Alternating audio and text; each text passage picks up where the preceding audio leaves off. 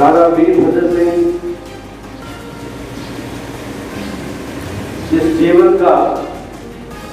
सफर पूरा करके इस दुनिया से रुखसत हो गए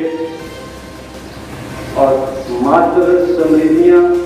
उनकी यादें हमारे बीच में हैं और हमेशा बनी रहेंगी। मुझसे पूर्व बहुत सारे वक्ताओं ने अपनी अपनी समृद्धियों का जिक्र किया।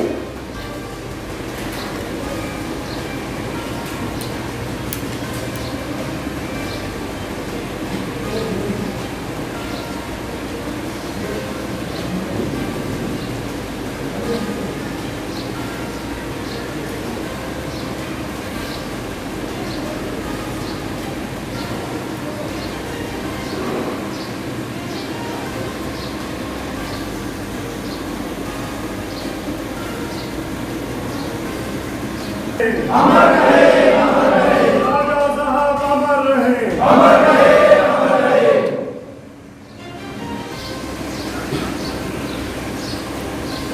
उनके साथ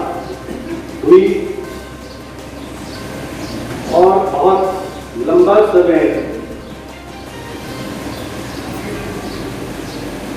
उनके साथ गुजरा है और इस मंच से मैं ये कह सकता हूं कि आज हिमाचल प्रदेश की राजनीति में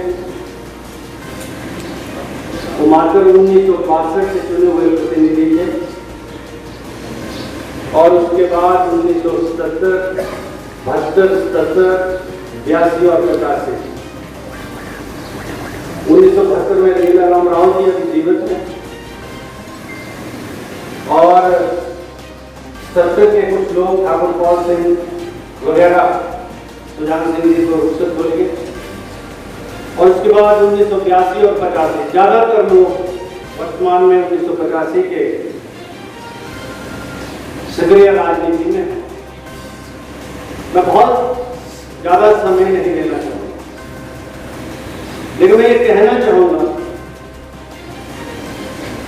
कि उनके जीवन काल में वर्ष 1985 से लेके 82 से 83 से जब वो मुख्यमंत्री बने और अभी वो जब चुवाड़ी से डलहौजी हलचल के लिए भूषण गुरंग की रिपोर्ट। तो विधायक थे। इस लंबे कार्यकाल में बहुत उतार चढ़ाव राजनीति के जीवन में भी आए, राजनीतिक जीवन में भी आए, हमारे में भी आए, लेकिन मैं उन व्यक्तियों में से हूं जो राजा साहब के साथ चट्टान की तरह हर परिस्थिति में खड़ा रहा हूं। बहुत कम लोग होंगे ऐसे किसी न किसी वजह से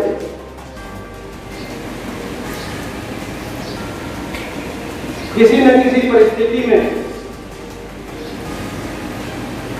राजा साहब से उनको विचारों में भिन्नता हो सकती थी और हो सकती रही है, लेकिन राजा साहब एक ऐसे व्यक्तित्व के मालिक थे कि जो उनका विरोधी भी था, राजनीतिक विरोधी, पार्टी के अंदर विचारों की भिन्नता, उन सबको अपने अंदर सहने की उनकी क्षमता थी, जिसको हम बाइंडिंग फोर्स कहते हैं। और अगर आज हिमाचल प्रदेश की कांग्रेस में, कांग्रेस के संगठन में, कांग्रेस की विचारधारा में जो हमको दिखता है, जो है, उसमें राजा वीरभद्र सिंह का एक बहुत बड़ा योगदान है। और मेरी तो एक अनेकों ऐसी समृद्धियां हैं और मैं तो केवल मात्र ये कहूंगा, हर व्यक्ति को अपना कर्तव्य करते हुए कई तरह के निर्णय लेने पड़ते हैं, लेकिन मैं ये कह सकता हूं कि वीरभद्र सिंह जहां एक बहुत बड़े व्यक्तित्व के मालिक थे, वहां एक बहुत सरल इंसान थे, एक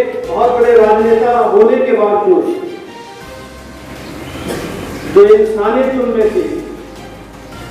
जो इंसान के अंदर जो भावनाएं, करुणा, स्नेह जो होता है, जो आवश्यक है किसी भी इंसान के लिए, व्यक्ति के लिए, वो उस तरह के व्यक्ति थे। और मैंने तो एक बार नहीं अनेकों बार उनको देखा है कि जब कोई परेशान व्यक्ति, पुरुष महिला, कोई पीड़ित उनके समक्ष पेश होता था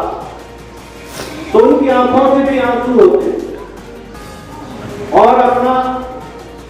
जो उसका दुख था उसको अपने ऊपर लेने का वो पूरा प्रयास करते थे